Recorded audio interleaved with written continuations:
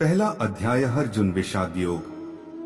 भगवान श्री कृष्ण ने अर्जुन को निमित्त बनाकर समस्त विश्व को गीता के रूप में जो महान उपदेश दिया है, भागवत गीता उसका छाया रूप है। गीता के पहले अध्याय का नाम अर्जुन विषाद योग है। इस अध्याय में कुरुक्षेत्र के मैदान में उपस्थित बंधुओं और संबंधियों को सामने देखकर अर्जुन के मन में उठे विषाद और मनस्थिति का वर्णन किया गया है, जिसे संजय धृतराष्ट्र को बताते हैं।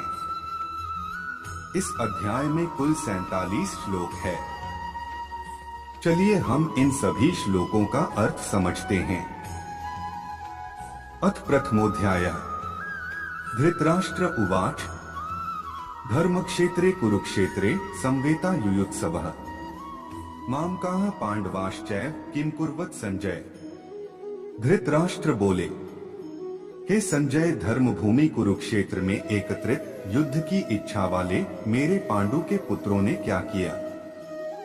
संजय उवाच दृष्ट्वा तु पांडवानीकं व्यूढं दुर्योधनस्तदा आचार्यमुख सन्नगमे राजा वचनमब्रवीत्।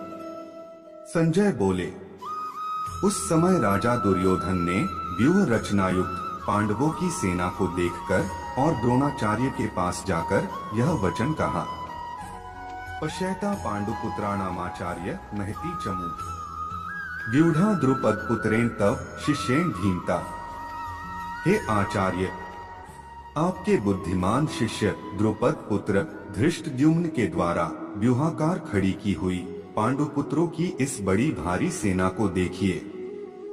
अत्र शूरा महेशवासा भीमार्जुन समायुधि युयुधानो विराटश्च द्रुपदश्च महारथः धृष्ट केतुश्चेकितानः काशीराजश्च वीर्यवान् पुरुजित् कुन्ती भोजश्च शैब्यश्च नरपुमगवः युधामन्युश्च विक्रांत उत्तमौजाश्च वीर्यवान् सौभद्रो द्रौपदेयाश्च सर्व एव महारथाः। इस सेना में बड़े बड़े धनुषों वाले तथा युद्ध में भीम और अर्जुन के समान शूरवीर सात्यकी और विराट तथा महारथी राजा द्रुपद, धृष्टकेतु और चेकितान तथा बलवान काशीराज, पुरुजित, कुंती भोज और मनुष्यों में श्रेष्ठ शैब्य, पराक्रमी युधामन्यु तथा बलवान उत्तमौजा, सुभद्रा पुत्र अभिमन्यु और द्रौपदी के पांचों पुत्र, ये सभी महारथी हैं। अस्माकं तु विशिष्टा ये तान्निबोध द्विजोत्तम नायका मम सैन्यस्य संज्ञार्थ तांब्रवीमिते। हे ब्राह्मण श्रेष्ठ, अपने पक्ष में भी जो प्रधान हैं, उनको आप समझ लीजिए। आपकी जानकारी के लिए मेरी सेना के जो सेनापति हैं, उनको बतलाता हूँ। भवान भीष्मश्च कर्णश्च कृपश्च समितिंजयः अश्वत्थामा विकर्णश्च सौमदत्तिस्तथैव च। आप द्रोणाचार्य और पितामह भीष्म तथा कर्ण और संग्राम विजय कृपाचार्य तथा वैसे ही अश्वत्थामा, विकर्ण और सोमदत्त का पुत्र भूरिश्रवा अन्ये च बहवः शूरा मदर्थे त्यक्त जीविता है नाना शस्त्र प्रहरणा है सर्वे युद्ध विशारदा है। और भी मेरे लिए जीवन की आशा त्याग देने वाले बहुत से शूरवीर अनेक प्रकार के अस्त्रों शस्त्रों से सुसज्जित और सब के सब युद्ध में चतुर हैं। अपर्याप्तम तदस्माकं बलं भीष्माभिरक्षितम् पर्याप्तम त्विदमेतेषा बलं भीमाभिरक्षितम्। भीष्म पितामह द्वारा रक्षित हमारी वह सेना सब प्रकार से अजेय है और भीम द्वारा रक्षित इन लोगों की यह सेना जीतने में सुगम है। अनेषु च सर्वेषु यथा भागम स्थिता है भीष्म में वाभिरक्षन्तु भवन्तः सर्व एव ही। इसलिए सब मोर्चों पर अपनी अपनी जगह स्थित रहते हुए आप लोग सभी निःसंदेह भीष्म पितामह की ही सब ओर से रक्षा करें। संजय उवाच तस्य संजनयन् हर्षन् कुरुवृद्धः पितामहः सिंहनादं विनद्योच्चैः शंखं दध्मौ प्रतापवान्। संजय बोले, कौरवों में वृद्ध बड़े प्रतापी पितामह भीष्म ने उस दुर्योधन के हृदय में हर्ष उत्पन्न करते हुए उच्च स्वर से सिंह की दहाड़ के समान गरजकर शंख बजाया।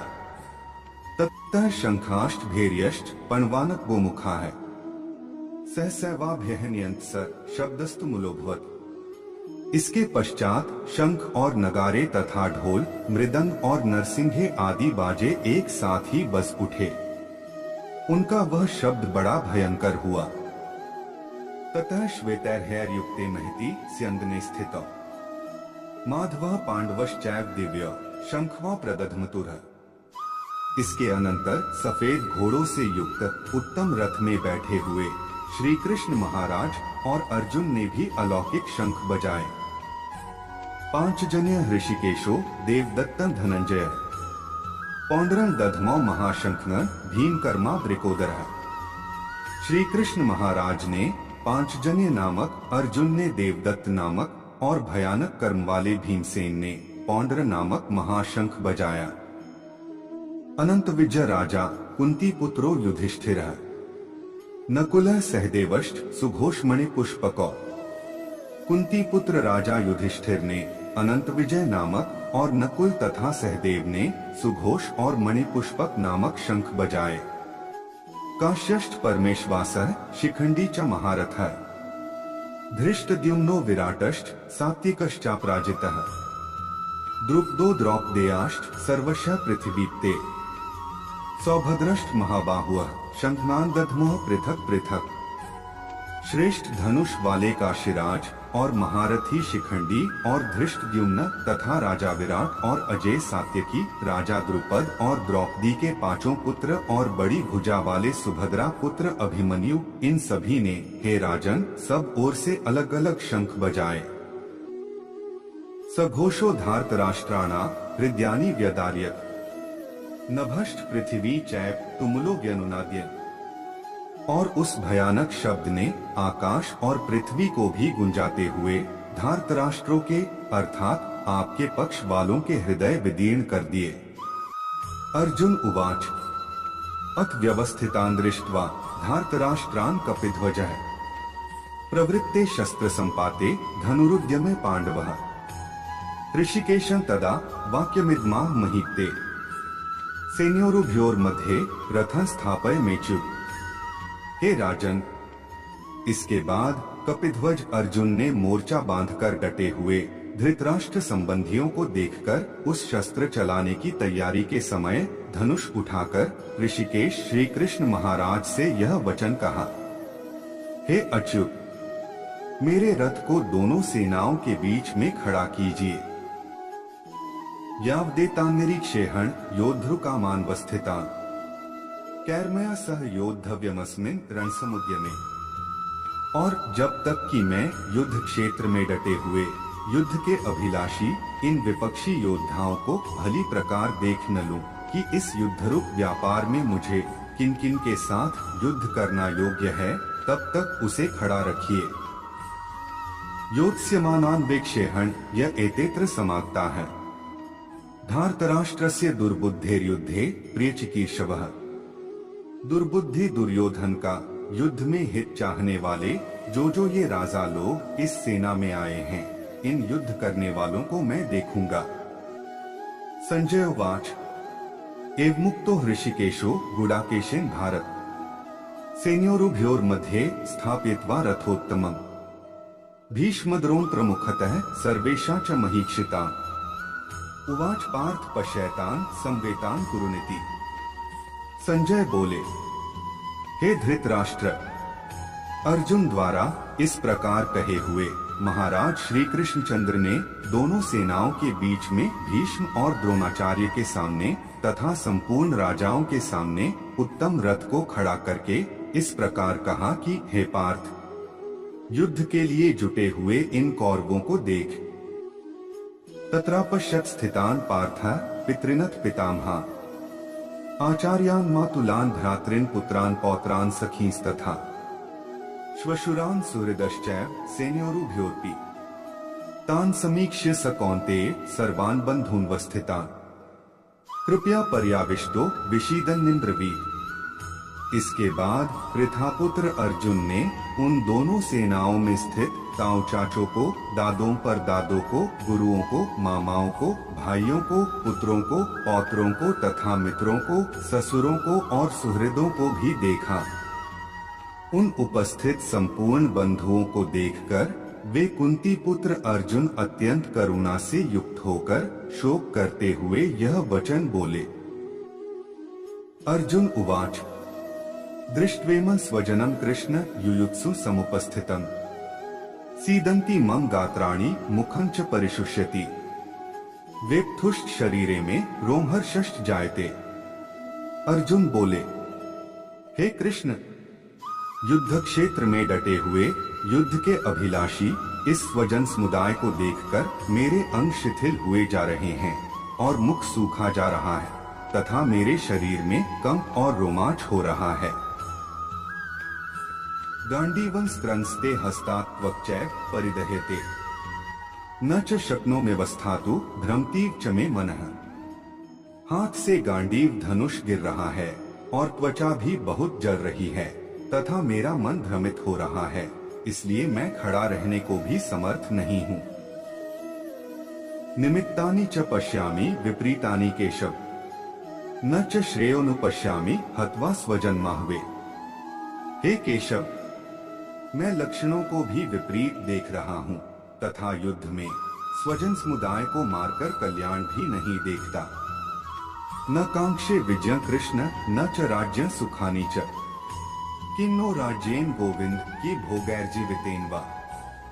हे कृष्ण, मैं न तो विजय चाहता हूँ और न राज्य तथा सुखों को ही।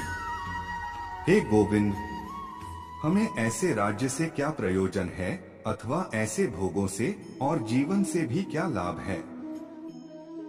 येषामर्थे कांक्षितं नो राज्य भोगाः सुखानि च त इमेव स्थिता युद्धे प्राणास्त्यक्त्वा धनानि च। हमें जिनके लिए राज्य, भोग और सुखादि अभीष्ट हैं, वे ही ये सब धन और जीवन की आशा को त्याग कर युद्ध में खड़े हैं। आचार्याः पितरः पुत्रास्तथैव च पितामहाः मातुलाः श्वशुराः पौत्राः शालाः संबंधिनस्तथा। गुरुजन, ताऊ चाचे, लड़के और उसी प्रकार दादे, मामे, ससुर, पौत्र, साले तथा और भी संबंधी लोग हैं। एतान्न हन्तुमिच्छामि घ्नतोपि मधुसूदन अपि त्रैलोक्य राज्यस्य हेतोः किन्नु महि कृते। हे मधुसूदन, मुझे मारने पर भी अथवा तीनों लोकों के राज्य के लिए भी मैं इन सबको मारना नहीं चाहता, फिर पृथ्वी के लिए तो कहना ही क्या। निहत्य धार्तराष्ट्रान्नः का प्रीतिः स्या जनार्दन पाप में वा श्रेयदस्मान हत्वैतानात्तायेन। हे जनार्दन, धृतराष्ट्र के पुत्रों को मारकर हमें क्या प्रसन्नता होगी। इन आत्ताइयों को मारकर तो हमें पाप ही लगेगा। तस्मान्नार्हा वयं हन्तुं धार्तराष्ट्रान् स्वबान्धवान् स्वजनम ही कथा हत्वा सुखिनः स्याम माधव। अतएव हे माधव, अपने ही बांधव धृतराष्ट्र के पुत्रों को मारने के लिए हम योग्य नहीं हैं, क्योंकि अपने ही कुटुंब को मारकर हम कैसे सुखी होंगे। यद्यप्येते न पश्यन्ति लोभो फच्चेतसः कुलक्षयकृतं दोषं मित्रद्रोहे च पातम् कथं न ज्ञेयं स्माभिः पापादस्मान् निवर्तितुम्। कुलक्षयकृतं दोषं प्रपश्यद्भिर्जनार्दन। यद्यपि लोभ से भ्रष्ट चित्त हुए ये लोग कुल के नाश से उत्पन्न दोष को और मित्रों से विरोध करने में पाप को नहीं देखते, तो भी हे जनार्दन, कुल के नाश से उत्पन्न दोष को जानने वाले हम लोगों को इस पाप से हटने के लिए क्यों नहीं विचार करना चाहिए। कुलक्षय प्रणश्यन्ति कुलधर्माः सनातनाः धर्मे नष्टे कुलं कृत्स्नम धर्मो भिभवत्युत। कुल के नाश से सनातन कुल धर्म नष्ट हो जाते हैं। धर्म के नाश हो जाने पर संपूर्ण कुल में पाप भी बहुत फैल जाता है। अधर्माभिभवात् कृष्ण प्रदुष्यन्ति कुलस्त्रियः स्त्रीषु दुष्टासु वार्ष्णेय जायते वर्ण संकरः। हे कृष्ण, पाप के अधिक बढ़ जाने से कुल की स्त्रियां अत्यंत दूषित हो जाती हैं और हे वार्ष्णेय, स्त्रियों के दूषित हो जाने पर वर्ण संकर उत्पन्न होता है। संकरो नरकाय कुलघ्नाना कुलस्य च पतंती पितरो हेषा लुप्त पिंडोत्क क्रिया है। वर्ण संकर कुलघातियों को और कुल को नरक में ले जाने के लिए ही होता है। लुप्त हुई पिंड और जल की क्रिया वाले अर्थात श्राद्ध और तर्पण से वंचित इनके पितर लोग भी अधोक्ति को प्राप्त होते हैं। दोषरतः कुलघ्नाना वर्ण संकरकार कैः उत्साद्यन्ते जाति धर्माः कुल धर्माश्च शाश्वता है।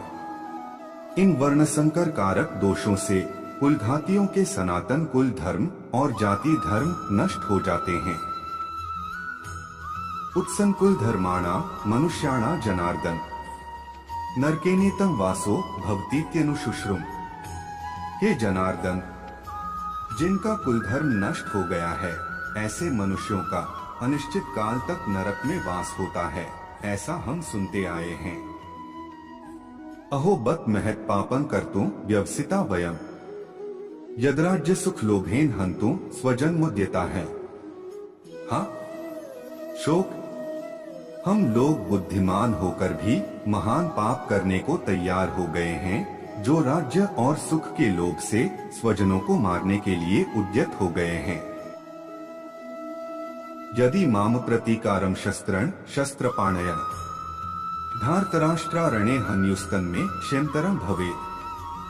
यदि मुझ शस्त्र रहित और सामना न करने वाले को शस्त्र हाथ में लिए हुए धृतराष्ट्र के पुत्र रण में मार डालें, तो वह मारना भी मेरे लिए अधिक कल्याणकारक होगा। संजय उवाच एवमुक्त्वार्जुनः संख्ये रथोपस्थ उपाविशत् विसृज्य सशरण चापन शोक संविघ्न मानसः। संजय बोले, रणभूमि में शोक से उद्विग्न मन वाले अर्जुन इस प्रकार कहकर बाण सहित धनुष को त्याग कर रथ के पिछले भाग में बैठ गए। तत्सदिति श्रीमद्भगवद्गीतासूपनिषत्सु ब्रह्म विद्यायां योगशास्त्रे श्री कृष्णार्जुन संवादे अर्जुन विषाद योगो नाम प्रथमोध्यायः। इस प्रकार उपनिषद, ब्रह्म विद्या तथा योग शास्त्र रूप श्रीमद् भगवद गीता के श्री कृष्ण अर्जुन संवाद में अर्जुन विषाद योग नामक प्रथम अध्याय संपूर्ण हुआ।